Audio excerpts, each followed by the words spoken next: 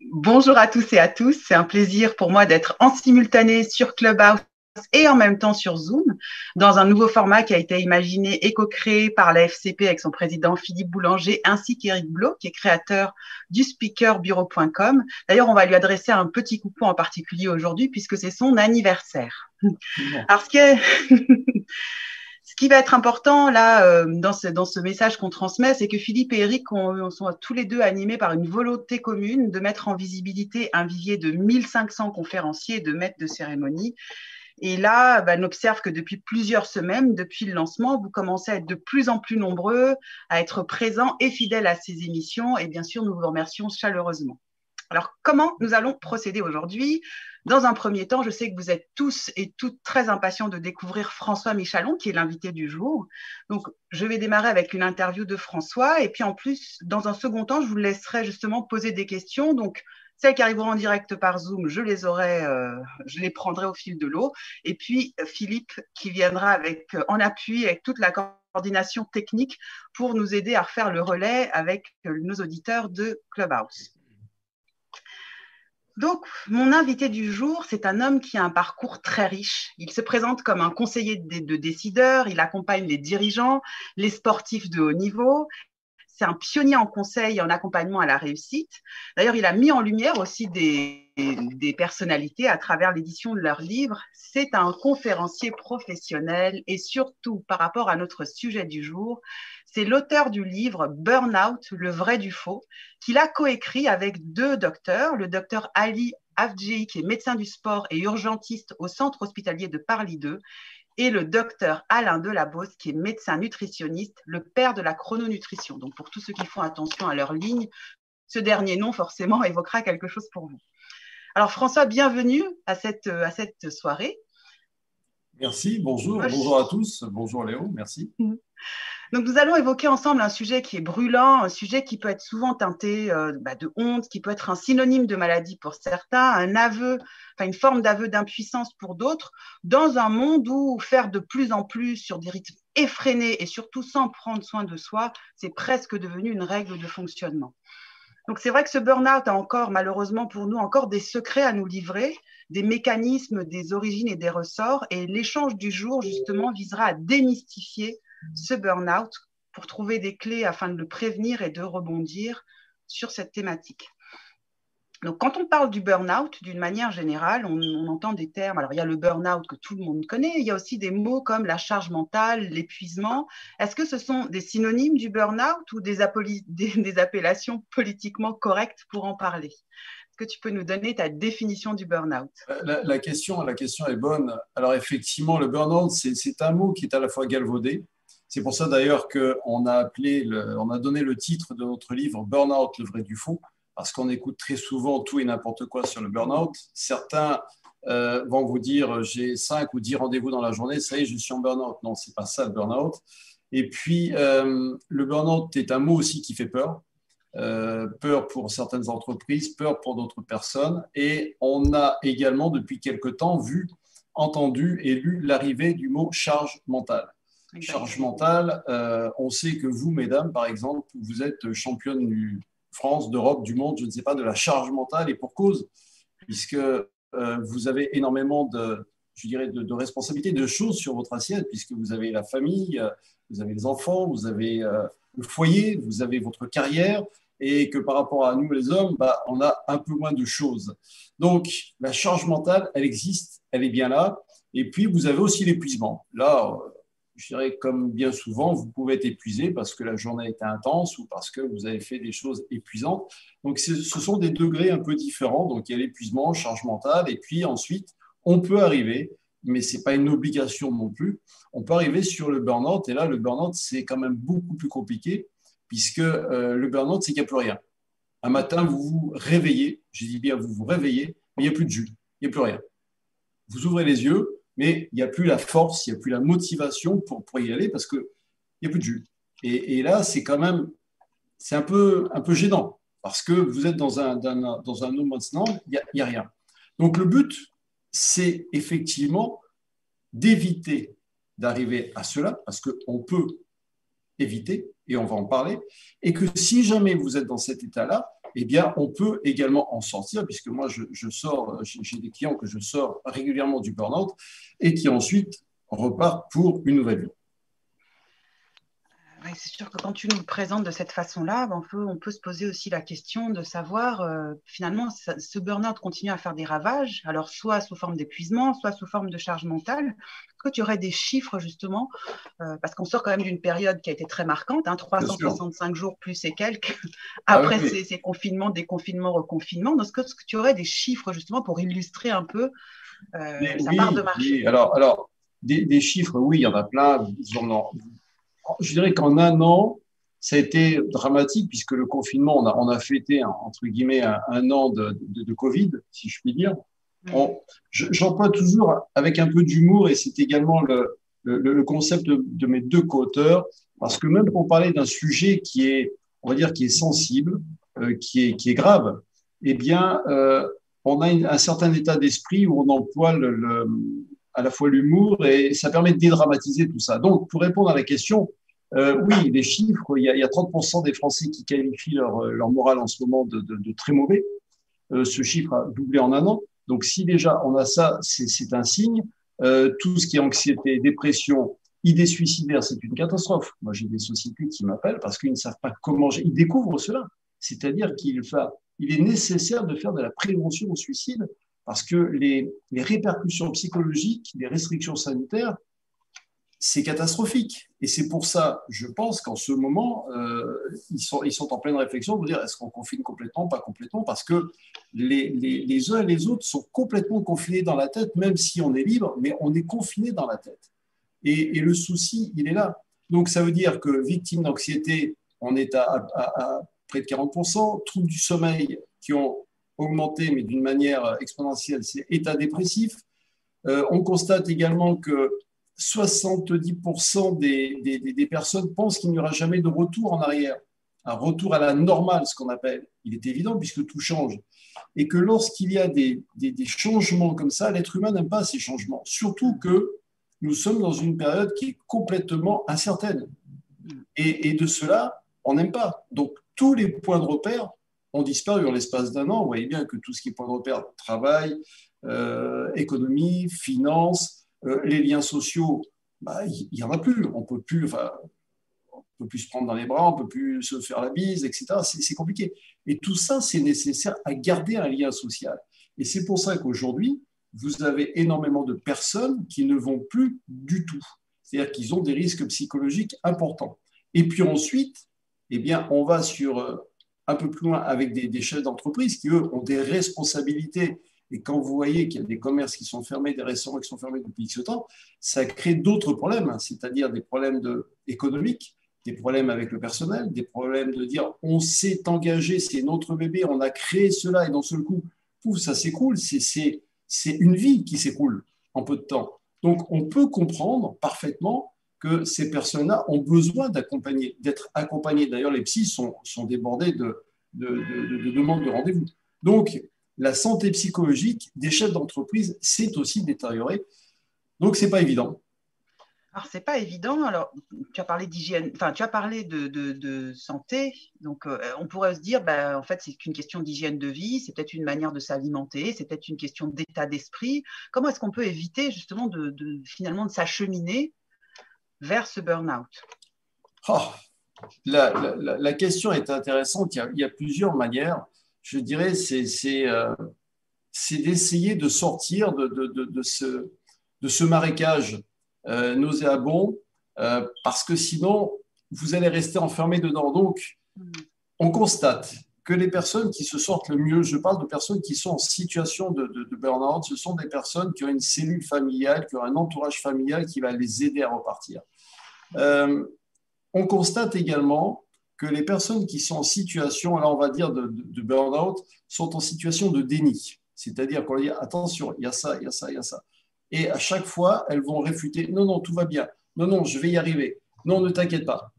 Parce qu'on ne veut pas voir la réalité, parce que vous avez une partie de vous qui est l'ego, qui dit non, non, non, je vais me débrouiller parce qu'en plus de ça, ce qu'il faut savoir, c'est que le burn-out arrive à des personnes qui sont compétentes, qui sont qualifiées, qui sont, je dirais, qui sont bonnes dans leur domaine.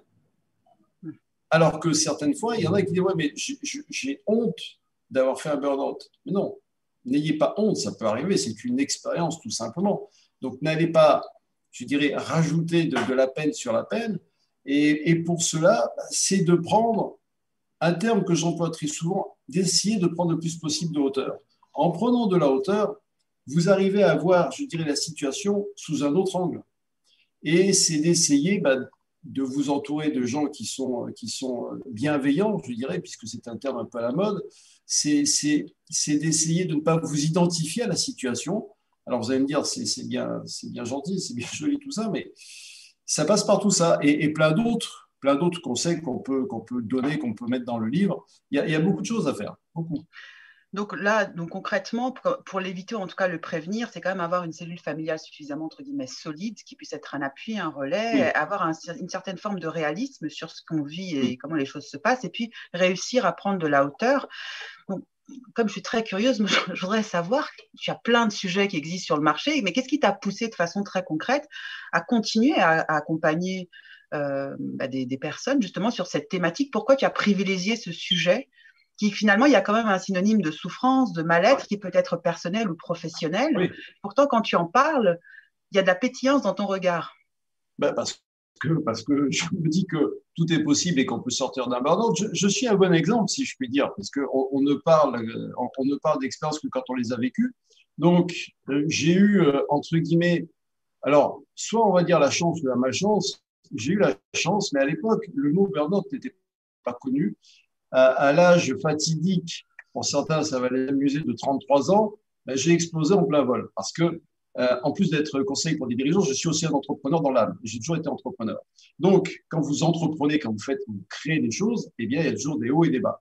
Et à cette époque-là, j'étais en pleine ascension, en pleine montée, et les affaires étaient bonnes, tout se passait bien. J'avais du personnel, j'avais des bâtiments, du stock et tout et tout. Puis bref, quand ça marche bien, vous avez, et je pense que ça n'a pas changé aujourd'hui, vous avez des fois le banquier qui ne suit pas parce que la progression est tellement importante. Donc, j'ai explosé en plein vol. Donc, explosant en plein vol, ça a tout chamboulé mes plans de carrière parce que j'avais fixé des objectifs assez hauts. Et c'est pour ça que je peux dire qu'aujourd'hui, grâce à la famille, je m'en suis sorti, bien sorti, puisque le burn-out, c'est très loin derrière moi, sauf que ça m'a laissé quand même, je dirais, un petit bonus que j'ai toujours aujourd'hui avec moi, ce bonus, c'est-à-dire qu'à cause ou grâce à cela, eh bien, je suis diabétique. Donc, pour certains, dire, mais comment, c'est pas facile à gérer. Je dirais qu'il m'a fallu du temps pour l'admettre. Donc, au plus rapidement vous admettez cela, c'est-à-dire que vous voyez la situation, au plus vous gagnez du temps. Il a fallu que j'admette un petit peu que ça m'a pris un peu de temps. Mais aujourd'hui, je dis que le fait d'être diabétique est une chance parce que ça m'a permis de me gérer, ça m'a permis de développer ma volonté, ça m'a permis de gérer la manière de manger, la manière d'être, de faire, etc. Et je vis très bien avec cela. Je n'ai aucun effet secondaire, j'ai rien, tout va bien. Donc, l'expérience était intéressante. Mais ce que je veux dire, c'est que du burn-out, eh bien, j'ai récupéré ça parce que je me suis pris un choc émotionnel assez fort. Et puis, je suis reparti dans mes affaires avec un autre état d'esprit, bien sûr. Et de fur et à mesure, il y a à peu près une dizaine d'années, parce que ça fait plus de 20 ans que je fais du conseil, et il y a une dizaine d'années, j'ai commencé à recevoir des personnes qui étaient pas très, très bien. Et puis, de fil en aiguille, il y en a eu de plus en plus, et notamment des personnes en burn-out. C'est pour ça que je me suis dit, c'est intéressant parce que je connais. Un de mes co-auteurs, le docteur Alain Delabo, il le dit d'ailleurs très ouvertement, même dans le livre, je l'ai sorti de son burn-out et il est en pleine forme et il est heureux. Donc, le sujet d'actualité, et en plus de ça, avec le Covid, il y a une explosion de personnes, même sans parler de burn-out, il y a une explosion de personnes qui ne vont plus du tout, c'est-à-dire qui perdent un peu le sens de la réalité. Voilà. Oui, très intéressant. Donc, tu apportes, alors le mot expérience, expérimentation, c'est un mot clé pour toi. Donc, on viendra plus avant dans l'entretien, là, dans cet échange, sur ce que ça représente pour toi, cette notion d'expérimentation. Alors, je sais que tu fais aussi, tu passes par l'histoire, hein, parce que tu es aussi conférencier professionnel, donc tu connais l'impact des histoires, des métaphores, parce que ça permet de mémoriser les messages. J'aimerais savoir si tu as une histoire justement à partager à nos internautes qui pourrait un peu définir l'approche qui est la tienne. Oui, c'est vrai que j'aime bien les histoires et que lorsque j'accompagne des clients, je donne très souvent des histoires parce que c'est beaucoup plus parlant. Là, l'histoire qui me vient, c'est l'histoire de. Je vous pose même une question. Savez-vous quel oiseau ose déranger un aigle? Eh bien, c'est le corbeau. Le corbeau ose aller déranger un aigle. Mais qu'est-ce qu'il fait, le corbeau? Il se pose sur son dos en plein vol. Il va lui mordre le cou pour le déranger, pour le nuire, pour le ralentir. Cependant, l'aigle ne répond pas. Et l'aigle continue, si je puis dire, son chemin, son envol. Pourquoi? Tout simplement parce que l'aigle ne combat pas le corbeau. L'aigle ne perd ni de temps, ni d'énergie sur cet oiseau qui n'en vaut pas la peine. La seule réaction de l'aigle, c'est de prendre encore plus de hauteur. Car il est difficile pour le corbeau de respirer plus haut. Et par manque d'oxygène, eh bien, le corbeau, il lâche. Il finit par tomber. Morale de cette histoire. Déployez vos ailes. Allégez-vous. C'est un maître mot. Allégez-vous et prenez de la hauteur quand un corbeau est sur votre dos. Et il ne sera pas capable de vous suivre et tombera de lui-même et vous pourrez continuer votre envol. Ce qui veut dire que ne dépensez pas d'énergie avec les corbeaux si vous avez des corbeaux autour de vous, car vous valez bien mieux que cela. Agissez comme un aigle, libérez-vous, allez toujours plus haut et vous verrez que votre vie sera beaucoup plus agréable et facile. Voilà l'histoire qui m'amuse bien souvent parce que ça correspond à une réalité. Oui, c'est cette prise de hauteur dont tu parlais tout à l'heure, enfin, ce réalisme, donc ça la capacité à voir la situation telle qu'elle est, de ne pas être dans le déni, cette capacité à prendre de la hauteur. Donc on gardera à l'esprit la métaphore de l'aigle et du corbeau, hein, signée par François. Et effectivement, qui nous amène à être aussi peut-être plus conscient de ce qui nous arrive et de ce qu'on vit. Donc, dans l'approche qui est la tienne, ce que tu évoques aussi, c'est que tu as un prisme qui est distinct, hein, puisque tu amènes à cette prise de hauteur, à cette capacité à être dans une forme de réalisme aussi. Et ton approche est finalement complémentaire à l'approche médicale, thérapeutique ou celle d'un coach. Comment est-ce que tu accompagnes tes clients de façon concrète? Je les accompagne bien. Je te remercie de me poser la question. Donc, tout va bien. Je les accompagne. Effectivement, j'ai la chance d'être recommandé alors, par certains consultants qui me disent je ne sais pas m'occuper de cette personne parce que le burn-out, je ne connais pas et j'ai essayé beaucoup de choses. Donc, on me les recommande. Et puis, j'ai effectivement des médecins qui me disent on ne peut rien pour cette personne-là parce qu'il y a un mécanisme intérieur à débloquer pour l'aider. Alors, lorsque j'ai une personne qui me contacte pour l'aider, il est évident que la première des choses, c'est que je dis allez consulter votre médecin pour faire une analyse, parce que ce n'est pas parce que vous êtes fatigué, pas bien, il peut y avoir multiples raisons de ça. Donc, première des choses, c'est un bilan à faire avec votre médecin. Après, moi, j'ai des clients qui sont suivis par leur médecin, ils ont également un psy, et c'est très bien, parce que le psy a une fonction, donc c'est nécessaire. Et puis, moi, j'interviens en troisième position ou quatrième position parce que je vais leur amener quelque chose qu'ils ne peuvent pas avoir chez toutes ces personnes-là, comme lorsque je m'occupe d'un athlète de haut niveau, même s'il a le meilleur médecin, meilleur coach, etc. Moi, j'arrive et, comme dirait un certain de mes sportifs, je suis la cerise sur le gâteau. Donc oui, ce qui est intéressant, c'est de travailler en collaboration pour aider la personne à aller mieux, à retrouver, je dirais, la pleine capacité de ses moyens. Donc ça, c'est possible. Ce qui est intéressant dans ton partage, c'est que tu mets en avant la notion d'alliance. Hein. Finalement, plusieurs corps de métier peuvent participer à aider une personne qui est dans une situation soit de prévention, soit de burn-out. Ce qui veut dire aussi que chacun peut trouver une oreille attentive et des approches qui lui seront propres par rapport à sa personnalité, aussi par rapport à son vécu. Bien sûr, oui, bien sûr. Ben, ça me paraît normal. Une personne qui est suivie par un médecin, bien souvent, il va dire, moi, ce qui m'a aidé, je sais pas, ça peut être la sophrose, ça peut être d'aller me promener dans la forêt, ça peut être ci, il y a plusieurs vérités. Moi, j'amène une vérité qui est le fruit de mon expérience avec une méthodologie assez innovante que j'applique depuis 20 ans avec succès.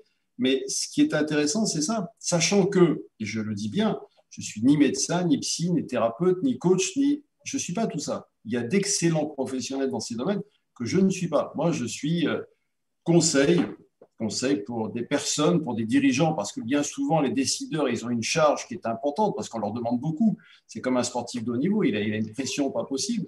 Mais maintenant, aujourd'hui, dans la réalité actuelle, tout le monde a une pression importante. Tout le monde. Donc, cette pression-là, tu vas la faire disparaître avec l'expression qui va permettre, grâce à la parole, qui va être libératrice. Mais en fait, forcément, tu te doutes bien que nous sommes un peu curieux d'aller creuser sur cette méthode, parce que quand je t'ai posé la question, François, est-ce que tu peux m'expliquer ta méthode, ton process, ta démarche? La réponse que François m'a donnée, alors je vous demande de vous asseoir et de bien écouter, ça a été ma méthode. Pour la définir, voici les termes. Il y a de l'andragogie, de l'écologie, de l'empirisme, du biomimétisme et un 5e ingrédient secret. Alors, autant vous dire qu'après ça, j'étais là. Donc, concrètement, François, bon courage.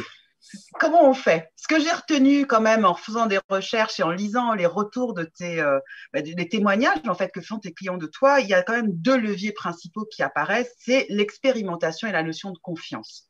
Mais cette méthode-là, Qu'est-ce que tu peux nous en dire? Je peux vous en dire que du bien. En fait, c'est pas à moi de vous en dire du bien. Je pourrais vous faire écouter des témoignages ou lire des témoignages de personnes que j'ai sortis de leur, on va dire, de leur marécage, de leurs conditions, etc., en l'espace de 40 jours, puisque c'est la durée de mon programme, du premier programme. En fait, tout est simple. Et je vais reprendre un terme que j'aime beaucoup, qui a été dit par, d'ailleurs, je crois qu'il est sur mon site, c'est le docteur Alain Delabo, quand je me suis occupé de lui au début. Il dit, ce qui est formidable avec François, c'est qu'on ne fait rien et tout se fait. Et là-dedans, c'est tout à fait ça, parce que c'est très intéressant. Je vais vous demander, en fait, de ne rien faire et des choses vont se passer en vous. C'est un petit peu la même chose lorsque vous avez un ordinateur. Vous avez un ordinateur, vous avez un moment où il a été puissant et puis dans ce coup, il rame. Eh bien, vous allez mettre un programme antivirus qui va commencer à tout nettoyer et puis qui va vous indiquer qu'il y a des dossiers qui sont lourds, qui sont là depuis ce temps que vous aviez oublié. Et qu'est-ce qu'on fait? On les vire pas? Eh bien, moi, c'est un petit peu ça. J'arrive, j'ai un programme et ça va permettre à tout à chacun de se libérer de la charge, parce qu'on parle bien de charge mentale. Une charge, c'est un poids. Ce n'est pas simplement un terme à la mode. C'est une charge, c'est un poids. Donc, en retirant le poids mental, en retirant le poids émotionnel et quelquefois même un poids physique, eh bien, vous allez retrouver la pleine capacité de vos moyens et vous allez retrouver une énergie de vie. Parce qu'aujourd'hui, une personne qui est en situation de burn-out, c'est une personne qui a perdu tout ça. C'est-à-dire que le terme, je n'ai rien inventé, on s'est brûlé de l'intérieur. Mais pourquoi on s'est brûlé? C'est à force d'en faire trop, c'est à force d'aller à l'extérieur. La définition, si je peux donner ma définition du burn-out? Oui, absolument. Alors, merci. La définition, enfin ma définition du burn-out, c'est un excès de moi au détriment du soi, un excès de l'avoir au détriment de l'être. C'est aussi ça, enfin aussi ça. Pour moi, c'est ça. Hein. Maintenant, ça n'engage que moi. C'est-à-dire que à force d'aller courir à l'extérieur de partout, parce qu'on est bon, parce qu'on est compétent, parce qu'on est reconnu, on s'oublie soi-même. Et si on s'oublie soi-même, à un moment, on perd les pédales et on explose en plein vol. Oui, finalement, c'est une manière de ne pas s'occuper de soi et c'est peut-être un indicateur fort. Alors peut-être qu'on a besoin d'avoir comme cette espèce de grand coup de foudre qui nous paralyse à un moment donné pour se dire est-ce que tu es vraiment sur la bonne voie? Est-ce que c'est vraiment ce qui te correspond? Mais le commentaire est très juste, Léo, parce que si vous regardez, peut-être que vous avez connu des personnes, peut-être que vous avez vécu un burn-out. Qu'est-ce qui se passe après? Après, vous changez de vie, vous changez d'état d'esprit et vous allez privilégier, vous allez donner du sens à votre vie. C'est pour ça qu'aujourd'hui, beaucoup de personnes disent non, mais j'ai été, je sais pas, cadre dirigeant, j'ai eu une très très belle carrière, mais j'en veux plus. je veux aller vers quelque chose qui ait du sens. Vous avez même aujourd'hui les jeunes qui sont en état, mais ils sont dans un état catastrophique. Et quand j'entends dire certains, on est une génération sacrifiée, il ne faut pas aller jusque-là, mais vous constatez qu'il y a des jeunes qui sortent d'écoles brillantes, qui auraient un avenir tout tracé, et qui ont dit non, non, stop, j'ai réfléchi, je veux aller apprendre la plomberie, apprendre le boulanger, apprendre à élever des chèvres, etc. Parce qu'on veut donner du sens à notre vie. Et ça, c'est important, donner du sens. Donc, est-ce que le burn-out, pour certains, ça vous fait taper dans le mur pour prendre un choc, nous réveiller, on dit, oh là là, attends, on est allé trop loin et on va faire autrement. Possible. 3 points de suspension, chacun y verra les éléments de réponse qui oui. Oui, parce que c'est important. Moi, encore une fois, souvent, c'est ce que je dis. Je vous donne ma vérité, mon expérience qui fonctionne bien, que j'ai testé, retesté, etc. Mais maintenant, il y a certainement d'autres vérités, heureusement d'ailleurs. Alors, François, pour conclure cette première partie-là de notre émission, je voudrais que tu puisses partager avec nos auditeurs quelques clés. Quelque chose qu'ils puissent retenir, quelque chose avec quoi ils puissent repartir là, de cet échange. Mais oui, pour mettre à leur trousseau, pour se rappeler de ta vision. Alors, je vais vous donner effectivement, les clés, c'est toujours amusant. Je vais vous donner un trousseau. Un trousseau. Et avant de vous donner le trousseau, allez, le trousseau, il a un nom. Je lui ai donné un nom. C'est comme ça. C'est un trousseau qui s'appelle joie. Voilà. C'est un trousseau dans lequel il y a 4 clés et l'ensemble s'appelle un trousseau joie. Pourquoi joie? Eh bien, la première lettre, c'est un J. Et je vais vous poser la question, et la réponse, elle est personnelle. Quel est votre niveau de jeu? Quand je dis de jeu, est-ce que vous jouez suffisamment dans la vie? Je vous pose la question, mais j'ai bien souvent la réponse, parce que quand je m'adresse avec des personnes, des dirigeants, ils me disent, mais jouer à quoi, jouer pourquoi, etc. Attends, je suis quelqu'un de sérieux, je n'ai pas besoin de jouer. Or, je peux vous confirmer que si vous ne jouez pas dans la vie, ça va être compliqué. Donc, première question qui vous amène à cette clé, quel est votre niveau de joie sur une échelle de 0 à 10? Quel est votre niveau de joie dans la vie? Amusez-vous à noter, ça, la réponse, elle est personnelle. Donc ça, c'est ma première clé, c'est jouer. Jouer plus. Deuxième, c'est le O. Est-ce que dans la vie, vous osez suffisamment? Toujours pareil, hein, échelle de 0 à 10, mettez le curseur. Quel est votre niveau de oser? Si vous avez un niveau d'oser qui est faible, ça va être un peu compliqué parce que dans la vie, il est nécessaire d'oser. Alors attention, oser, c'est faire des choses qu'on n'a pas l'habitude de faire. D'accord? Très important. Donc ça, c'est la deuxième clé, oser. Troisième clé, le I. Le I, il est royal, majestueux. Le I, je lui donne 2 appellations en fonction, on va dire en fonction des circonstances. Première, c'est imagination. Quelle est votre capacité d'imagination? Quel est votre niveau d'imagination? C'est pareil, hein, vous prenez 0 à 10, vous mettez le curseur, la note, elle est personnelle. Imagination ou innovation. Surtout en ce moment. Vous voyez bien qu'en l'espace d'un an, aujourd'hui, on est en train de faire quelque chose grâce à Philippe de la FCP et grâce à Eric, on fait quelque chose que l'on n'aurait pas pu faire il y a quelques mois en arrière. Donc, grâce à la situation et à cette aptitude à se renouveler, eh bien aujourd'hui, grâce à l'innovation, on peut se parler de cette manière et assister à cet événement. Donc ça, c'était la troisième lettre, pardon. 4e lettre, qui pour moi est indispensable et qui correspond à ce changement que l'on constate depuis un an, c'est quel est votre niveau d'entraide? Capital. Aujourd'hui, par exemple, on a une entraide entre la FCP, entre Eric Bloch, entre tout le monde, entre Léo qui est là. C'est une entraide. C'est-à-dire qu'on a mis plusieurs intelligences au profit d'autres parce qu'on s'est entraidé. Et ça s'est fait naturellement. Donc, aujourd'hui, plus que jamais, et la société va aller dans ce sens-là, on a perdu, pas encore, mais on a quitté un peu le mode de la compétition pour aller plus sur l'entraide. Simplement, je pense que ça va demander encore un peu de temps et je vais vous dire pourquoi. Donc, je termine. Ça, c'est mon trousseau qui s'appelle joie. Joie. D'accord, joie. Jouer oser, innover ou imaginer, et entraide. Et je termine ça en pensant, j'ai une pensée avec l'ex-PDG de Danone, qui est Emmanuel Faber, qui a tenté de mettre en place un statut d'entreprise à mission qu'il avait fait et qui réussissait à peu près bien, parce qu'il y avait une autre conscience, parce que conscience est un mot très important qu'on parle très souvent avec le docteur Ali Afjdi, qui lui est très présent sur les plateaux médias, la conscience. Et donc, ce PDG a voulu mettre des choses en place au sein de Danone, donc pour aller vers autre chose, cette conscience, cette entraide. Et qu'est-ce qui s'est passé? Eh bien, vous avez une partie des actionnaires qui ont dit non, nous, on s'en fout de ça. On veut rentabilité. Et j'ai l'impression, mais c'est un avis personnel, que ça fait partie de l'ancien monde.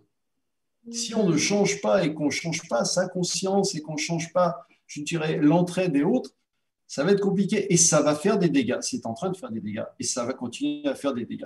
Donc voilà, ça c'était ma minute philosophie. Si la minute philosophie qui vient clore cette première partie d'entretien, d'interview, où il y a une parfaite résonance avec le trousseau que tu nous as offert avec les clés de la joie, d'oser, de l'imagination, de l'innovation et de l'entraide. Et en même temps, c'est de se dire que ce burn-out, soit c'est la porte, le portail que je ramasse qui est là pour me permettre de prendre conscience de certaines choses. Ça nous amène d'être dans de la présence, dans un niveau d'écoute et d'attention à ce qu'on vit et ce qui se passe aussi au niveau de notre écosystème, sans pour autant se laisser embarquer par tout ce qui nous arrive comme une grande vague qui nous déstabilise. Ouais. Donc, merci François pour l'ensemble des points que tu as partagés. Ce que nous allons aller maintenant, je vais laisser la main à nos auditeurs qui, je pense, ont écouté avec beaucoup d'attention les points que tu as partagés et qui ont certainement des questions à ce stade.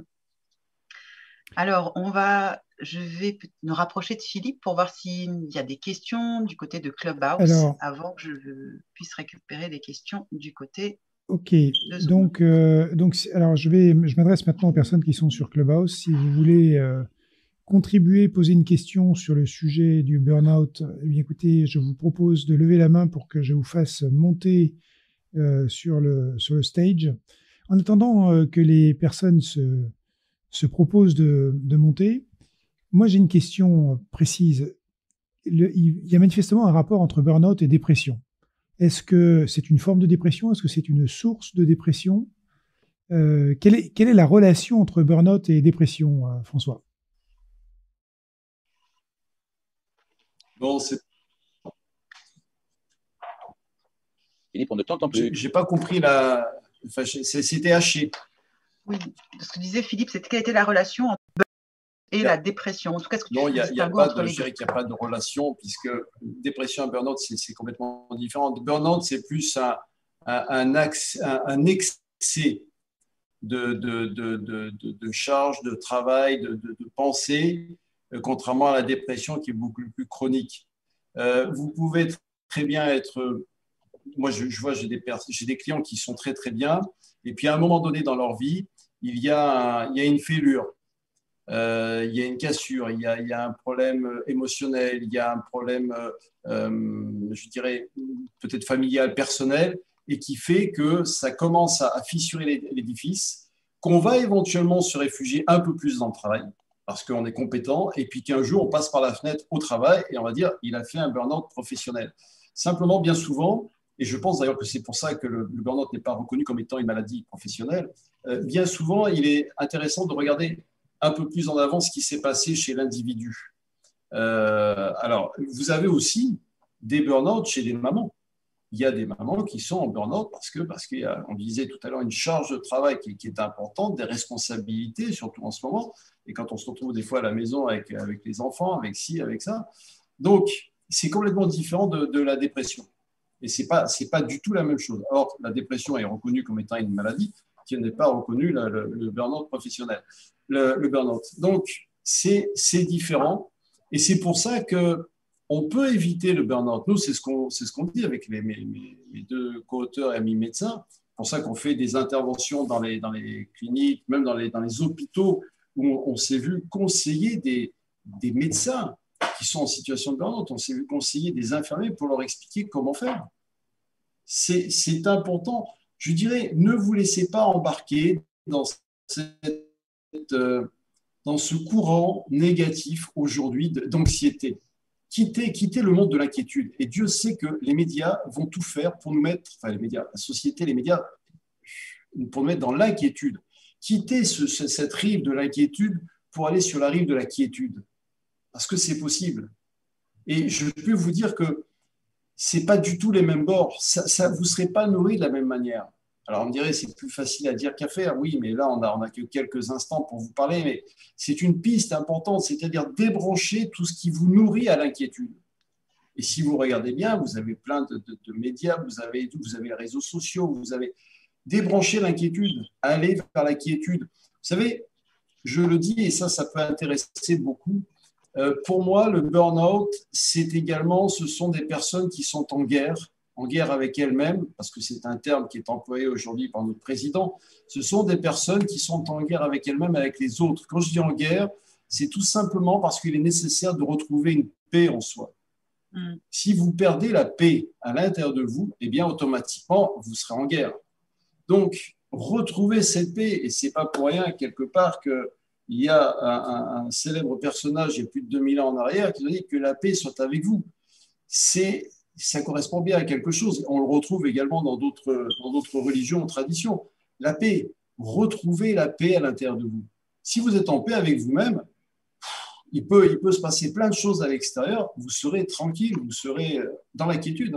C'est très important ça. Et ça, je passe ce message parce que je ne veux pas dire que c'est à la portée de tout le monde, mais débranchez tout ce qui vous pollue à l'extérieur et ça va déjà vous faire gagner du temps. D'accord. Merci François pour ce retour. Oui, merci François.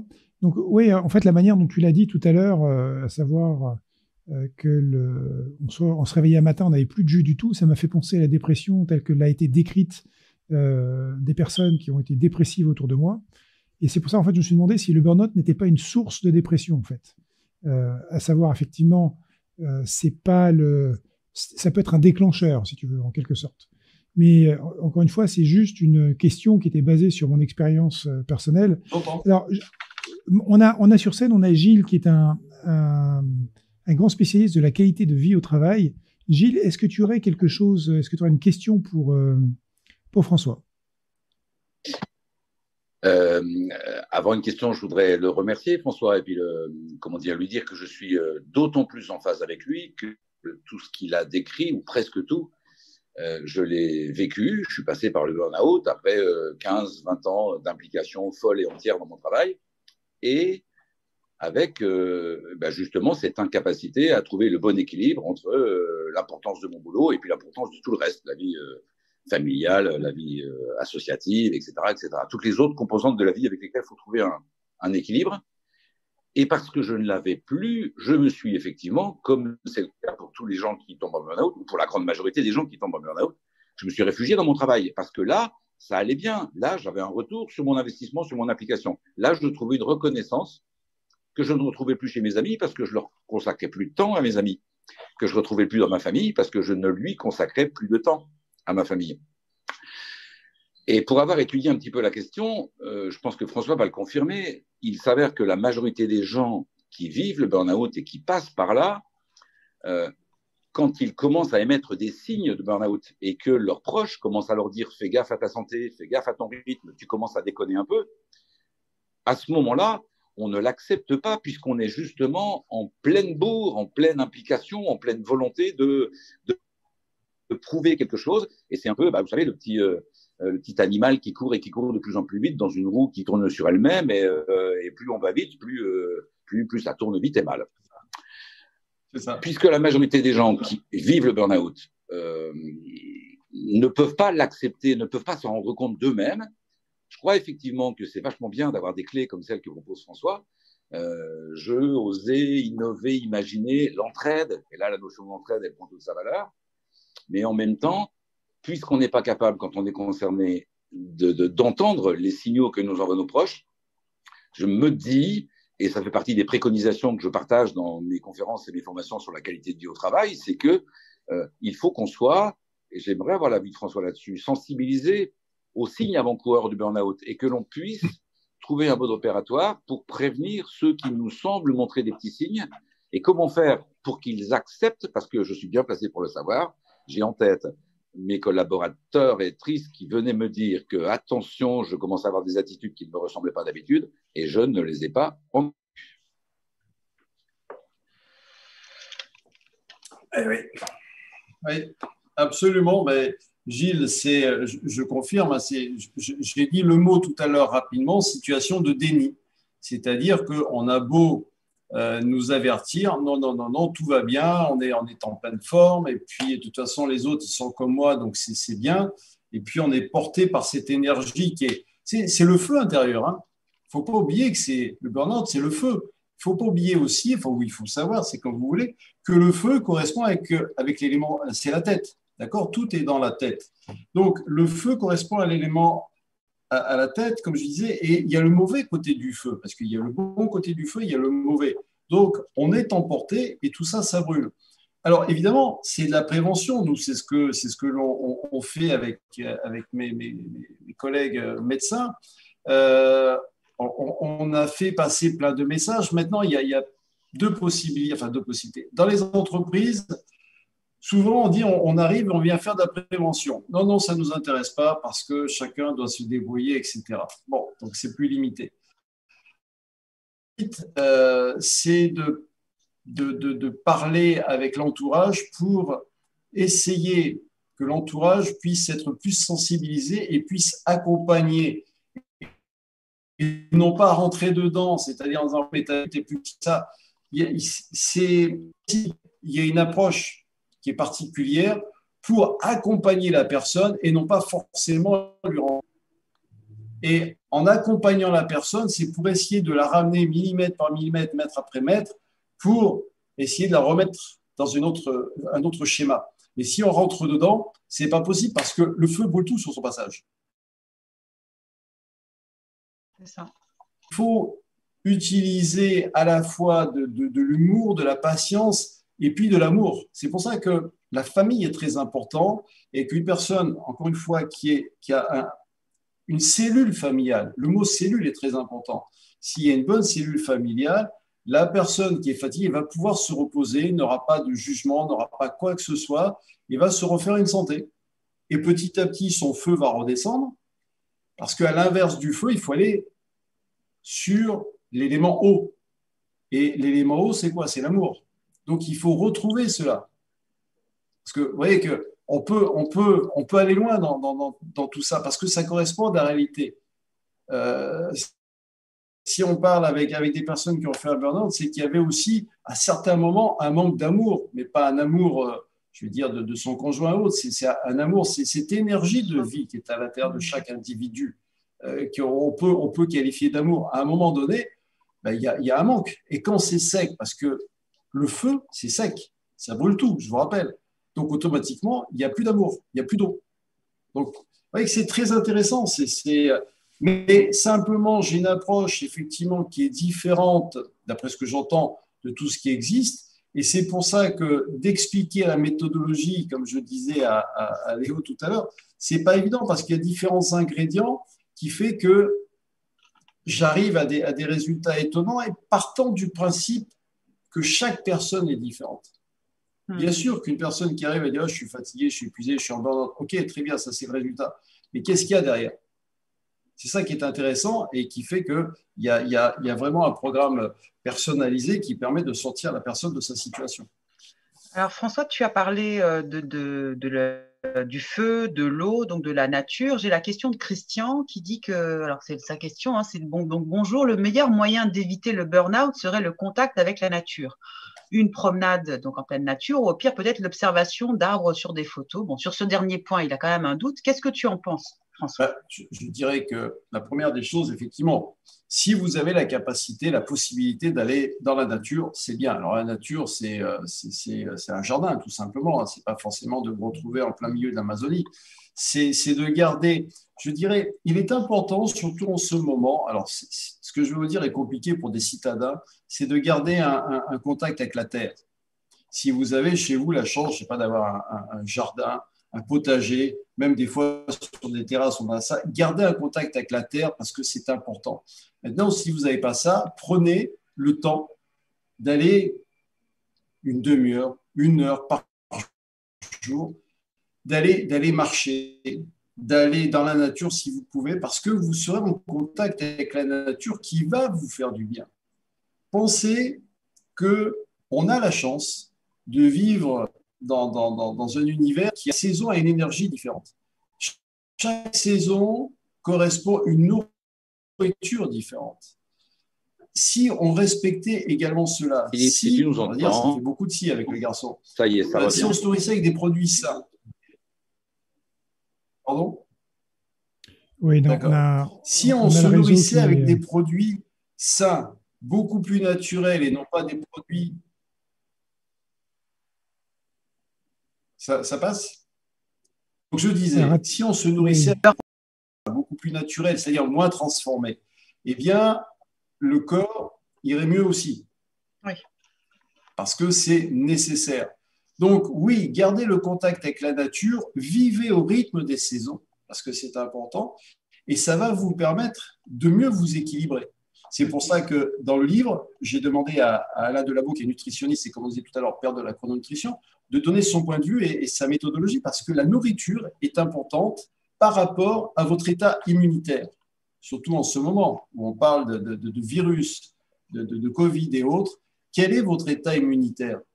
Et votre état immunitaire, vous pouvez le préserver ou l'améliorer par rapport à ce que vous mangez et également par rapport à ce que vous pensez. Si vous êtes branché sur l'inquiétude, vous êtes sûr que vous affaiblissez votre terrain immunitaire et que vous allez beaucoup plus rapidement à l'épuisement et au burn-out. Voilà. Intéressant ce parallèle avec la nature là que tu mets en lumière. Finalement, il y a une notion d'être dans le respect de la nature avec ses cycles extérieurs qui ont un impact sur nous et également sur sa nature interne. Bien sûr. Sur la manière dont on s'alimente, la manière dont peut-être on prend soin de soi. Donc, il y a aussi cette notion de bien prendre soin de soi, même si le déni peut se présenter. C'est aussi la capacité à prendre cette hauteur, ce recul, pour mettre un mot sur des situations et de voir un peu quelle est l'interaction qu'elles peuvent avoir sur nous. Bien sûr. Mais je dirais, quand tu dis prendre soin de soi, pour beaucoup de personnes, ils vont dire, mais c'est normal que je prenne soin de ma voiture, de mon téléphone, de mon ordinateur, de ma maison, etc. Tout ça, c'est normal. Oui, mais et vous? Est-ce que vous prenez soin de vous? Ah, oui, c'est vrai que je n'ai pas pensé. Oui, non, mais je sais pas, je vais me faire coiffer. Très bien, non, mais à l'intérieur de ce qui se passe, est-ce que vous prenez soin de vos formes de pensée? Est-ce que vous prenez soin de ce que vous laissez rentrer à l'intérieur de vous? Parce que si vous laissez rentrer tout et n'importe quoi, bah, c'est un magasin, c'est un bric-à-brac en tout genre. Et ça ne peut pas générer de l'harmonie et de l'équilibre. Ce n'est pas possible. Justement, pour rebondir sur ça, alors j'ai 2 autres questions. J'en ai une sur Clubhouse. Est-ce que tu veux qu'on la prenne maintenant, Philippe? Ou Oui, on va la prendre. Sur la question qu'il y a sur Zoom. Qu'est-ce qui est le plus simple là? On va donner la main à Valérie. Donc, Valérie, je t'en prie. Oui. Oui, bonjour. Merci beaucoup. Moi, ça me fait vraiment réfléchir cette histoire de prévention de burn-out. Je pense pas avoir fait de burn-out, jamais. Par contre, je sais que très régulièrement, je pense que je suis au bord de l'épuisement professionnel. Alors, je sais pas si c'est épuisement, je sais pas. Enfin, tout ce que je sais, c'est que en général, ça se manifeste, mon corps se manifeste, et pendant 1 ou 2 jours, je suis clouée au lit. Donc, j'imagine que, en général, je me dis, je suis fatiguée, je dois trop travailler. Et voilà. Et après, je vais mieux et puis je recommence jusqu'à la fois suivante. Et souvent aussi, je pense que, j'ai pas l'impression, je travaille pas énormément. Je suis avocate, mais je travaille pas 70 heures comme peut-être certains avocats. Après, je sais pas prendre soin de moi, je pense. Je sais pas avoir une sorte de, je sais pas, de quiétude intérieure ou je sais pas. Je sais que tout ce que je sais, c'est que ça fuse tout le temps, que j'en fais jamais assez, j'en fais toujours plus et j'aimerais en faire toujours plus. Et je pense que j'ai une tendance à voilà, toujours vouloir performer, mais vis-à-vis de moi-même. C'est même pas parce qu'en plus, je suis installée, donc il n'y a personne qui me dit quoi faire, mais c'est vraiment vis-à-vis de moi-même. Et souvent, ce sont des proches qui me disent, mais repose-toi, qu'est-ce que tu prends comme temps pour toi, quels sont tes loisirs, etc. Et je me rends compte qu'en fait, il y a pas de place en fait, il y a pas de place pour moi parce que entre le boulot et mes enfants, il n'y a pas de place en fait. Donc voilà, c'est comment accepter de ralentir. Je sais pas si c'est ralentir, mais dès que je ralentis parce qu'en fait je m'épuise, je le vis mal. Je le vis mal et il faut que je reparte en fait. Il faut que je reparte parce que je culpabilise, parce que je trouve le temps trop long, parce que j'ai l'impression que je perds mon temps. Enfin, c'est toujours. Enfin, voilà, comme si c'était une course. Il faut que je performe. Ah oui. Je sais pas. Merci pour votre témoignage qui est très intéressant parce que c'est une réalité. Quand vous me dites votre profession, ça me fait penser que je viens de m'occuper d'une confrère ou d'une consoeur, pardon, qui est allée très loin et qui a tout perdu et qui maintenant a recommencé avec un autre état d'esprit et avec une autre efficacité d'ailleurs.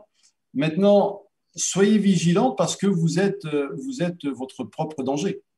Et que la première des choses, ce que je disais tout à l'heure, faites un bilan sanguin pour voir si tout se passe bien. Mais là, tel que vous décrivez, vous êtes une pile électrique, vous êtes un volcan. Donc, un jour ou l'autre, le volcan, il fait une éruption un peu plus forte et soyez vigilants, quoi, parce que vous jouez avec votre vie et vous jouez avec votre famille. Quand je dis jouer, ce n'est pas forcément dans le bon sens du terme. Et allons plus loin. Quelque part, vous êtes victime de vous-même. C'est un petit peu comme si vous avez, je ne sais pas, dans votre étude, vous avez du personnel, c'est le personnel qui a pris la direction de tout ça et que vous n'avez plus la main. Donc, le conseil que je pourrais vous donner, c'est, hormis le fait de me téléphoner pour régler rapidement le dossier, c'est de remettre de l'ordre dans tout ça. Regardez vos priorités, regardez votre qualité de vie, recentrez-vous. Parce que c'est de l'agitation et c'est pas bénéfique. Je dirais, vous risquez de courir à votre perte.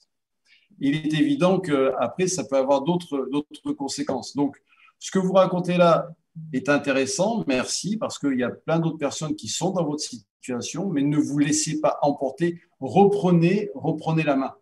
C'est ça que je veux vous dire. Ne vous laissez pas emporter. C'est un peu comme si vous étiez dans une voiture un peu folle, rapide, et vous n'avez plus le volant. Voilà. Donc, ça peut s'arranger. Hein. Je dirais la bonne nouvelle, c'est ça. Si vous reprenez en main, etc., je ne suis pas là pour vous inquiéter, mais votre diagnostic est intéressant. Alors, ce qui est intéressant avec le retour de Valérie dans ce partage, c'est qu'elle a conscience des choses. Oui, Valérie voulait c'est qu'elle a conscience des choses. Oui, Valérie. Oui, j'ai conscience des choses parce que effectivement, mon entourage me le fait remarquer et que j'écoute aussi ce qu'on me dit et que ça se répète régulièrement, c'est-à-dire tous les 3 mois, tous les 6 mois. Enfin, je réalise que j'ai des nouveaux objectifs et puis je les atteins. Et puis après, j'en ai encore d'autres, et puis je m'épuise, et puis je fais un truc, et puis ça marche pas, et puis je veux encore plus, et puis je veux encore mieux, et puis c'est pas assez, et puis je m'en veux, et puis je vois bien qu'il y a des cycles. Ah oui. Donc ça fait 10 ans que ça dure, je commence à me connaître. Non, Valérie, vous êtes résistante, c'est sûr et certain. Mais faites attention parce que le burn-out arrive à des gens qui sont brillants, compétents, etc. Mais rappelez-vous la définition que j'ai donnée tout à l'heure, c'est une course du moi au détriment du soi. On veut toujours. Un jour, vous risquez de je vais pas dire de vous écrouler, mais un jour, vous allez dire, oh là là, mais retrouver une quiétude à l'intérieur de vous. C'est pas le culte de la performance, etc. Parce que en plus de ça, je suis sûr que vous fatiguez tout le monde autour de vous.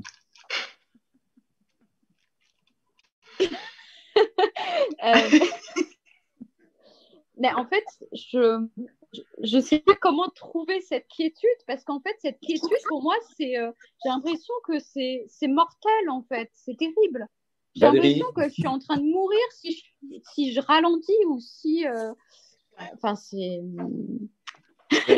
bizarre. Valérie, dit Valérie, comme ça, mais, Valérie, je vais vous proposer quelque chose. Vous dites ça. Alors, on va laisser la parole à Gilles un instant.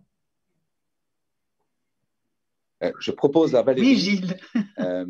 de profiter de la petite expérience que j'ai pour lui souhaiter, et je le dis vraiment à dessein, et je pèse bien mes mots, je lui souhaite un petit burn-out. Vraiment, mais je lui souhaite un bon petit burn-out. Parce que, en ce qui me concerne, j'en ai tiré beaucoup d'enseignements. Je suis passé comme elle par un week-end de tous les 2-3 mois où je ne peux rien faire d'autre que de me reposer, et puis après c'est reparti pour un tour. Il aura fallu vraiment que cet événement me fasse comprendre que j'ai des limites, que finalement, pendant les 2 mois où je me suis arrêté, mon entreprise allait presque mieux que quand je la dirigeais, que mes collaboratrices et collaborateurs bossaient avec leur méthode, leur talent, et ils avaient de presque meilleurs résultats que quand j'étais là. Et puis derrière, pour mettre, comme François, intéressé à la question du burn-out, ça arrive majoritairement à des gens qui sont très engagés, qui sont bons dans leur boulot et qui disent, pour la grande majorité, une fois qu'ils s'en sont remis, ils disent que grâce à leur burn-out, ils ont pu redonner une bonne hiérarchie à leur priorité de vie, un équilibre dans leur rythme d'action, enfin bref, finalement, en le prenant dans le bon sens, il y a vachement de bonnes choses dans le burn-out. Je vous souhaite à tous et à toutes un petit bon burn-out. Je ne sais pas ce que pense François. Simplement, oui, je comprends tout à fait, c'est ce que j'ai dit tout à l'heure. Après, c'est grâce ou à cause.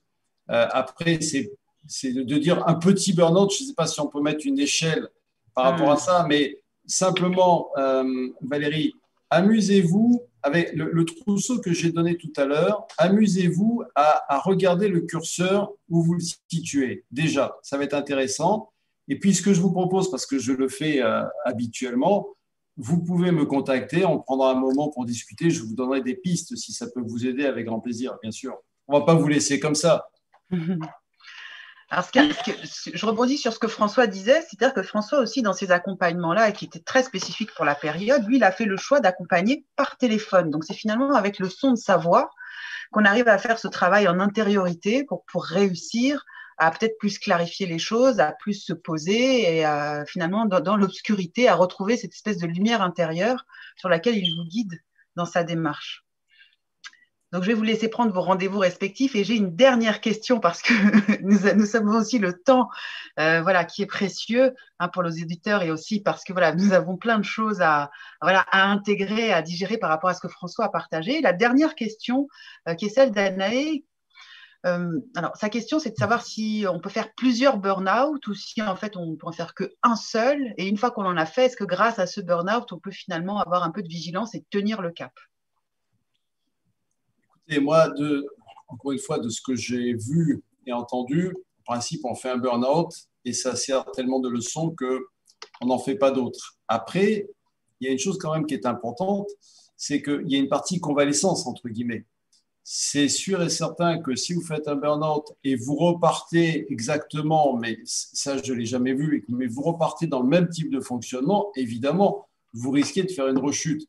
Mais encore une fois, si vous faites un vrai burn-out, pas une imitation, si vous faites un vrai burn-out, croyez-moi que la claque, elle est tellement importante que vous n'avez plus envie de refaire. De toute façon, il y a un tel changement intérieur que vous ne pouvez plus refaire.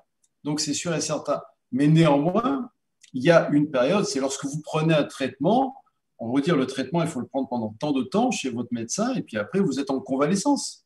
Et vous allez constater de vous-même que de toute façon, vous n'allez pas retrouver le même rythme. Enfin, tout sera différent. Si jamais vous faites un burn-out, c'est les constats. Simplement, ce qu'il faut, c'est être bien traité. Une fois que vous êtes bien traité, vous allez retrouver une énergie, une nouvelle énergie, pas forcément celle que vous aviez connue auparavant, parce que l'énergie d'avant, elle était destructrice. C'était le mauvais côté de l'élément feu. Or là, vous allez retrouver à nouveau du feu, vous allez retrouver de l'enthousiasme. Rassurez-vous, vous ne serez pas transformé en légumes, hein, je le précise. Donc vous allez retrouver un enthousiasme, parce que l'enthousiasme est nécessaire, mais un enthousiasme différent, et non pas la course à l'échalote, au profit, à la compétitivité. Non, non, ça sera. Vous allez le vivre autrement, vous allez vivre en quiétude et non plus en inquiétude. Merci beaucoup, François. Je pense que nous avons une dernière question de Svetlana sur Clubhouse. Oui, bonsoir. En fait, c'était plus pour réagir au propos de Valérie, parce que je me reconnais un peu dans cette mécanique que tu as décrite. Et donc, enfin, je vais te donner juste quelques conseils, parce que voilà, je suis vraiment passée par là et je suis sortie un peu de cette mécanique, parce que quelque part, tu as la réponse dans ce que tu formules, parce que tu dis, voilà, je cours derrière l'objectif, c'est bien, et après, quand je l'ai atteint, ben, j'en ai un autre. Et en fait, la question que tu peux te poser, c'est pourquoi en fait tu prends du plaisir dans cette course à l'objectif? Qu'est-ce que ça t'apprend sur toi? Et qu'est-ce que ça t'enseigne, voilà, ce comportement-là? Et moi, ça m'était arrivé, et les réponses que j'ai trouvées, c'était d'une part une question de sens. C'est que je trouvais du sens dans le fait de courir derrière l'objectif et pas tant dans l'objectif en soi. Donc j'ai évolué là-dessus. Et la deuxième piste que j'ai trouvée, ça peut venir en fait de ce qu'on appelle des drivers. Donc ce sont des choses que on a hérité un peu de notre éducation. Et j'en avais un qui était fais un effort. Et faire un effort, c'est justement le plaisir dans le travail, mais un plaisir en fait qui à un moment donné devient destructeur, parce que on cherche toujours, voilà, à se surinvestir, à faire plus. Et quand on fait quelque chose simplement, ben, on n'arrive pas à s'y épanouir et prendre du plaisir, parce que comme c'est simple, on se dit oui, mais là, je ne suis pas en train de travailler. Donc voilà, c'était quelques pistes, Valérie. Je ne sais pas si ça peut t'aider, mais je me suis beaucoup reconnue dans ton expérience. Merci beaucoup, Svetlana, parce que ça me parle beaucoup, en fait, ce que tu dis. Ça me parle beaucoup, surtout dans la notion d'effort, que peut-être, voilà, ça vient de notre éducation, ou, enfin, nos drivers, on a toujours besoin de faire des efforts, et en fait, ça me parle beaucoup, parce que dans tout ce que je fais, je sais pas, c'est peut-être un conditionnement, enfin, je sais pas, ou une croyance que faut faire des efforts, et que bah, tout doit être, enfin, ça a un sens en fait de faire des efforts, et quand on a atteint effectivement un objectif, pourquoi je m'en recolle un autre? Parce que je prends plaisir à reproduire d'autres efforts pour atteindre un autre objectif, comme s'il fallait toujours que je me challenge moi-même, alors que j'ai rien à prouver à personne, mais c'est à moi-même en fait. Enfin, il faut toujours que je me prouve que je suis capable de faire plus, de me dépasser, de faire peut-être quelque chose que j'ai jamais fait, de faire quelque chose de différent, de faire quelque chose de mieux, enfin, pour corriger aussi peut-être ce que je n'ai pas réussi à faire, ce que je n'arrivais pas à faire avant. Enfin, moi, quand j'étais jeune, j'étais très, très timide. Je prenais pas la parole, enfin, je parlais à personne, je parlais pas en classe. Finalement, je suis devenue avocate, j'ai voulu plaider. J'ai beaucoup été complexée aussi jeune par mon physique, parce que j'ai eu beaucoup d'acné. Enfin bon, j'ai eu beaucoup de moqueries. Et par exemple, être présente sur les réseaux sociaux, c'était un challenge pour moi aussi d'afficher ma photo. J'ai fait de la vidéo, j'ai une chaîne YouTube. Enfin, tout ça, c'était un challenge aussi personnel et professionnel. Enfin, comme si je devais me prouver aussi toujours quelque chose. Enfin, je sais pas. Merci Valérie pour ce complément de témoignage. Ça rejoint un des points que François a abordé, où il parlait de retrouver la paix en soi. Sinon, on est en guerre avec soi, et peut-être que cette manière de se refixer des défis en permanence, c'est aussi une manière de ne pas laisser la paix intérieure se développer. Donc, je rebondirai sur la proposition de François, qui était celle de prendre contact avec lui. Et puis, je sais que vous avez encore tous plein de questions à poser. Alors, donc forcément, il y a les actualités de François, hein, c'est-à-dire que vous allez pouvoir aller regarder ses webinaires, vous allez pouvoir aussi lire son livre. Et je sais que François est quelqu'un de très généreux. Et donc, on a un défi pour clôturer cette émission. Finalement, c'est le cadeau de François. Donc, François, je te laisse présenter ton cadeau, et puis je te donnerai le challenge de fin aux auditeurs. Mon cadeau, oui, effectivement, avec grand plaisir, parce que on en a parlé et que dans ce livre. Alors, l'avantage, c'est que c'est un livre qui est très facile à lire, parce qu'on n'a pas voulu faire un livre technique avec mes deux co-auteurs. Le livre, je ne sais pas si vous allez le voir, voilà, c'est Burnout, le vrai du faux. C'est le petit livre rouge, si je puis dire. Eh bien, moi, ce que je propose, c'est que je vais en offrir à 3 personnes. Parce que 3, c'est un bon chiffre. Je vous le dédicacerai. Maintenant, c'est quoi le challenge, Léo? Alors, le challenge, parce que ça veut dire que forcément, tu as communiqué sur ton intervention du jour sur LinkedIn. Donc, on va encourager les auditeurs du jour à aller laisser un commentaire sur ton profil. Voilà. Et celui qui ramènera le maximum de pépites en termes de contenu sera éligible à l'obtention de ton livre. Ok, avec grand plaisir. Et comme ça, 3 personnes recevront le livre dédicacé. Je vous l'enverrai avec grand plaisir. Et puis, si jamais vous avez besoin, parce que c'est vrai qu'on est limité par le temps, mais merci déjà pour tout ça, eh bien, sur LinkedIn, vous me passez en perso et puis je répondrai à vos messages demandes, privés. bien sûr. C'est parfait.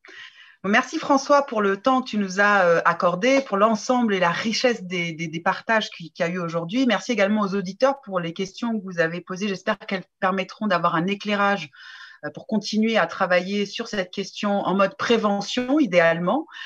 Et puis, je vous encourage à lire le livre de François et nous retrouver très bientôt pour les prochaines thématiques que nous allons traiter. Merci Philippe pour ton appui, ton soutien logistique. Et si tu as un mot pour la fin. Non, mais écoute, non, c'était mené de main de maître, Léo. Tu as fait ton travail de modération sur Zoom qui est apparu sur Clubhouse de manière intéressante. J'espère que tu vas bientôt nous rejoindre aussi sur Clubhouse de manière à ce que tu puisses aussi bien performer. Et pareil pour toi, François, le débat d'aujourd'hui était extrêmement intéressant. Donc, merci à vous deux pour la qualité de ce que vous avez fourni aux auditeurs aujourd'hui. C'est que nous avions un public de qualité aussi, c'est pour ça. Merci François, merci Philippe. Il ne me reste plus qu'à vous souhaiter une très bonne soirée et puis vous retrouver prochainement sur ces ondes avec de nouvelles thématiques à venir.